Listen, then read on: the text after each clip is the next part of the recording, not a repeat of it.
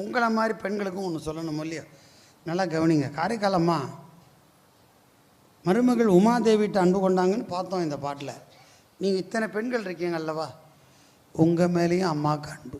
அதை தான் நீங்கள் நினைக்கணும். பாருங்கம்மா, உங்களெல்லாம் காரைக்காலம்மா நேசிக்கிறா, உங்களுக்காக பாட்டு பாடியிருக்கா, பிள்ளைகிட்ட எச்சரிக்கை பண்ணியிருக்கா. என்ன தெரியுமா எச்சரிக்கை?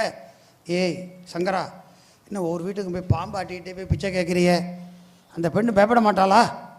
பாம்பெல்லாம் மாட்டின்னு போகக்கூடாது, இங்கே எல்லா பாம்பையுங்கிறேன், நான் பார்த்துக்கிறேங்கிறேன். நீ உலகமெல்லாம் இறப்பினும் நின்னுடைய தீய அறவழியை செல்கண்டாய் தூய. என சிவன்கிட்ட போய் ஒருத்தர் அன்பு காட்டுறாங்கன்னா தூய்மை உடையவங்க தான் பண்ண முடியும். தூய மடவரலார் வந்து பலியிடாரஞ்சி விடாரவும் மேலாட மிக்கு. அந்த பாம்பு எப்படி ஆடிட்டு இருந்தால் அவங்க எப்படி உனக்கு திருமுது பண்ணுவாங்க? அந்த பாம்பு வேண்டாம் அப்படிங்கிறாங்க. இல்லை, இன்னொரு கருத்தும் பெறப்படுது கொஞ்சம் கூர்ந்து பார்த்தோம்னா.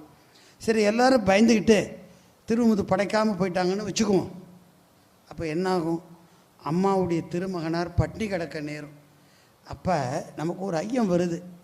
அம்மையார், அதான் காரைக்கால் அம்மையார், உலகில் சிவனுக்கு பலியிடுற பெண்களை கண்டு பாடுறாரா, இல்லை அந்த பெண்கள் பயந்து தன் பிள்ளைக்கு சோறு போடாமல் போயிடுவாங்கன்னு கவலையில் பாடுறாரா?